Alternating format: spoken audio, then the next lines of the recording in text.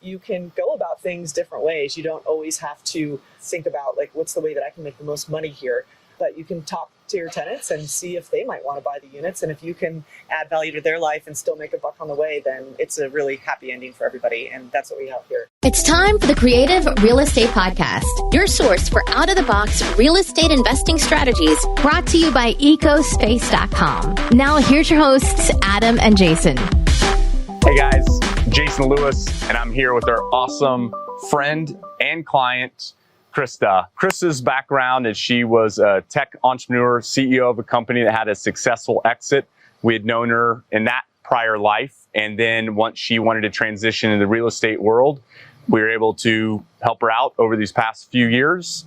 And we're here to share an awesome story that I think kind of encompasses our personal goal as well as our business goal within real estate. So, which is value add. There it is. Value, there yeah. it is. So yeah, I've known Jason for a long time, and he's been a friend and a mentor in the real estate world. So my husband and I, we dabble in real estate mostly as a side hustle, but for me, it's become more of a full-time job. And we do some development, some ground-up projects, and some flips. And when I bought this property last fall from a wholesaler, and immediately started talking to Jason's team about flipping the property and reparceling both sides and selling them off individually until I met the tenants. And it turns out that, both tenants were in leases and below market leases. And so it didn't make sense for them to stay because I would make no money at all. But we started thinking about, man, how can we continue to add value, but make this a win-win for everybody? And I actually got some advice from Jason, and we started looking into a grant program for both of these tenants in order to qualify to get a loan and actually buy their sides of the property. And we worked for months and months, and we were helping them improve their credit and helping them collect the documents that they needed. And we actually ended up getting the tenants approved. She actually got approved for just a normal loan. And the other tenant, unfortunately, did not get approved, but we worked our butts off. Yeah. And I think, the story here is you can go about things different ways. You don't always have to think about, like, what's the way that I can make the most money here? But you can talk to your tenants and see if they might want to buy the units. And if you can add value to their life and still make a buck on the way, then it's a really happy ending for everybody. And that's what we have here. So, yeah, I think the ultimate goal was to add value both to the investor, to the tenants, to the future buyers, as well as the neighborhood. It can be done. You don't have to be a douchebag that everyone thinks of as when they think of real estate investors or developers. They only think the big bad person that comes in and just money driven. Yes, there are those people in this industry, sadly, but our goal is to help find the Kristas and Jeffs of the world who are willing to go above and beyond and spend hours of their own personal time, evening, weekends, trying to build credit. One of the tenants had no credit, but overall, she did everything she possibly can to make sure their priority was at the forefront, above and beyond just the dollar. So many, I had almost PTSD from Denver's real estate market as a renter. yeah. And, going through, I was living in my warehouse, which was my studio, and the city made it illegal. I had to go to hiding for 2 years. It was just a whole thing before I moved in here. So moving in here, let me get, financially stable again. So when you were when you bought, I was I can't believe this. I can't believe this is happening. Yeah. But I mean, it's, I just paid the mortgage yesterday. I still can't believe it. It's so crazy, And then we're making all these plans. We're going to put we're going to get a little vintage trailer and fix it up a door. Airbnb. Oh my, I love it. That's amazing. Yeah, and then that way we can build money for the totally. The ADU that you're going to put. Yeah, it's just going to do an ADU eventually. So yeah.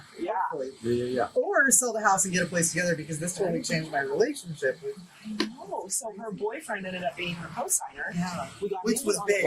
And it really kind of it was a big relationship growth thing. High five. It's so cool. It's really cool. No, it was so crazy, and all this was going on in the midst of the most stressful period of my life, and it was and now. Well, and we had a lot of letdowns too. It wasn't easy for a while, and both of us we kept going. I was don't give up. I know. I was please don't give up. I mean, please, I know we can do this. Yeah. Yeah.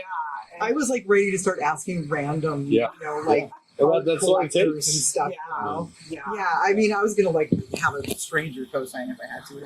I'm sad they couldn't do Yeah. it. Really Yeah. sad they couldn't do it. It was a bummer. I know. I mean, We tried I worked even They longer were and so harder. long. Yeah. And that's the thing. I love what you're saying about the values things because it's really not what runs real estate in Denver anymore at all. It's like Yeah. just being human, being good to people, Yeah. and that part alone is like amazing, you know. And I want to pass that on in any way I can to people too. So Yeah. if I wind up, you know, like getting another place with him and renting, I'm gonna like keep the rents low and just, you know, like honestly, you know, it's really. You wouldn't be standing here if it wasn't for my former landlady giving me a long lease. And her whole thing was she wanted people to be able to stay here. Sure. Yeah, You know, which is so cool. Keep Denver in Denver, you know. And the other, I don't want to plug, but Nick White helped us a lot with Nick's the loan. amazing. He did some amazing things, and I've worked with him for a long time. And after it didn't look like the grant was going to work out, we went to Nick, and I said, Nick, I'm going to need you to get creative, and he, you know, he just did a great job. So Like, it all started working out. The super cool thing is just like when I talked to him, you know, we had that other guy, I don't even remember his name, but he wouldn't even return my call. Set me up with the guy that did the credit thing. He did nothing. Yeah. Everything that was on my credit was me. But you got a credit card. That was a big thing. That was I was this many years old when I learned that you need a credit card to have good credit. I thought as being responsible by avoiding debt. That's the Dave Ramsey. No debt is the best bet. Is no debt, and that isn't the case when you go to buy a house or anything with a mortgage because they don't care that you have no debt. They need to know what your credit is. So, well, and you grow up poor and nobody teaches you this stuff. No, you know, and that's just nobody teaches you. So you just sort of stumble through life figuring it out. and you know? that's what I think will happen to the front team. I mean, Yeah. I pull up and 30-day tag on a Lincoln Navigator, and they have a Cadillac SUV, And that's what I drive. and so And I love it. So, but who ended up with the two? Same situation. Who got the home? Yeah. You know, And now I can have debt that's Yes. like actually getting Yes. something and growing in Yeah. value. Oh, equity. Yeah. Yeah. I mean, I already have equity. You have tons of They're- equity. You want to they're- do this. Yeah. I know. their car, those Thanks to your cars. generosity. Hey, no problem. But that was the thing. Like, we can both make this work. And, Yeah. you know, I made a little bit of money, and you had equity on day one in this home, and you get to stay here and do all the cool things you want in the backyard. And I know. I can't wait to see the Airbnb. Like, that's going to be, know. I mean, and it'll help pay your mortgage. So this is the end of a big story and a very happy ending. And the beginning of a good friendship. And the beginning of a good friendship, yes. And so, yeah, we met through this, and we've been working together for months and months and months. We started this in January, and Really November. Because actually it was, yeah, exactly. But we really started in earnest in January. Yeah, we've been working on this for a long time. So, and we have probably hundreds of texts and emails going back and forth, and it's amazing. And now we know each other on a personal level, and it's just been a pleasure. And I think we can both kind of carry this away as just what a super big win. And now I get to stay in Denver, which is my home that I love. So there you go. Yeah. Awesome. Well, thank you for sharing. Thank you so much. You are just an angel. You're an amazing person. And every time I tell this story, people are flabbergasted. Like, what? Someone in real estate did a good thing? Well, there's more of us out here. It's so cool. Yeah. It's so cool. It's so positive and hopeful. And I hope that we carry it forward and make it hopeful for other people too. Because I think that, you know, that we can be a model. We can be an example for what can happen. Yep. So I agree with that. Thank you so much for listening to the Creative Real Estate Podcast. And if you got value from this episode of the podcast, please take the time to leave us a rating and review on iTunes. Give us a written rating and a review. We'd really, really appreciate it. I'm going to let you go, but until next time, think outside the box.